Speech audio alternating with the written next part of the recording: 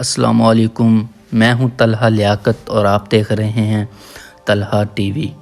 1679 کے آخر میں لگ بھگ سارا ہندوستان مغلوں کا تھا اور مغلوں کا بادشاہ تھا مغل شہنشاہ اورنگزیب۔ اورنگزیب اس وقت دنیا کا امیر ترین اور سب سے طاقتور حکمران تھا۔ اس کی بادشاہی ہندوستان کے 1.25 ملین مربع میل پر تھی اور وہ دنیا کی 1/4 آبادی پر حکمرانی کر رہا تھا۔ یہ مغلوں کا سنہری دور تھا۔ اس کے بعد تقریباً 30 سال بعد 1720 میں مغل سلطنت کا زوال شروع ہو گیا اور ہندوستان بہت سی چھوٹی چھوٹی ریاستوں میں بٹ گیا، اور یہ وہ وقت تھا جب انگریزوں کو ہندوستان فتح ہوتا دکھائی دے رہا تھا۔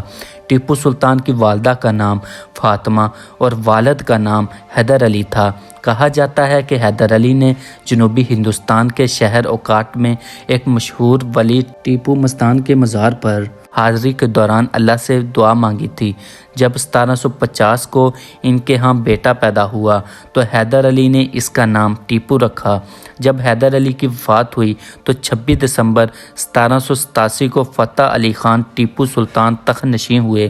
ٹیپو سلطان لگ بھگ 32 سال کے تھے اور ان کو 3 اس وقت کی سپر پاور کا سامنا تھا۔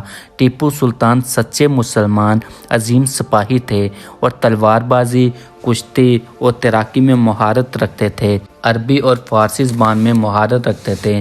انگریزی اور فرانسیسی بھی جان چکے تھے۔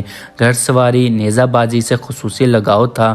آپ نے اور آپ کے والد سلطان حیدر علی نے جنوبی ہند میں 50 سال تک انگریزوں کو روکے رکھا اور کئی بار انگریزی افواج کو شکست سے دوچار کیا۔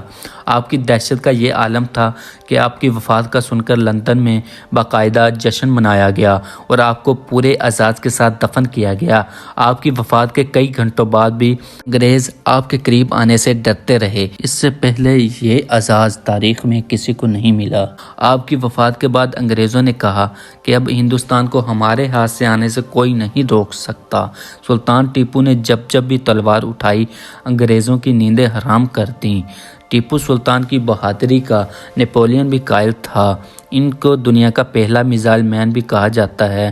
ایسے عظیم مرد مجاہد جس کو آئیڈیل بنانے کی بجائے ہماری نوجوان نسل نے بلا دیا ہے۔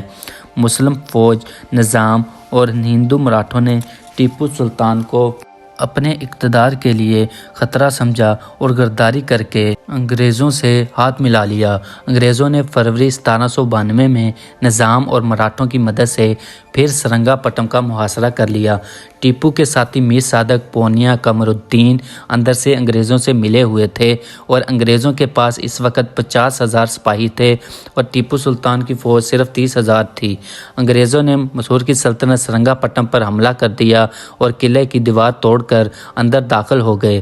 اس وقت آپ کے قریبی لوگوں نے مشورہ دیا کہ آپ خفیہ راستے سے نکل کر اپنی جان بچا لیں، مگر ٹیپو سلطان نے تاریخی الفاظ کہے کہ شیر کی 1 دن کی زندگی گیدڑ کی 100 سال زندگی سے بہتر ہے۔ یہ کہہ کر آپ جنگ میں کود گئے اور یوں 4 مئی 1799 کو بہادری سے لڑتے ہوئے شہید ہو گئے۔ ٹیپو سلطان نہایت نیک اور مثالی حکمران تھے جن کا کردار ہماری نوجوان نسل فراموش کرتی جا رہی ہے۔ وہ صحیح معنوں میں مسلم مرد مجاہد تھا۔ ہمیں چاہیے کہ ہم اپنے اس مرد مجاہد کو کبھی فراموش نہ کریں اور ان کے عظیم کارنامے کو ہمیشہ یاد رکھیں۔ اب ہم آپ سے چاہیں گے اجازت۔ امید کرتے ہیں آپ کو آج کی ہماری انفارمیٹیو ویڈیو پسند آئی ہوگی۔ اگر اچھی لگی تو لائک کریں، سبسکرائب کریں اور دوستوں کے ساتھ لازمی شیئر کریں۔ فی امان اللہ، اللہ حافظ۔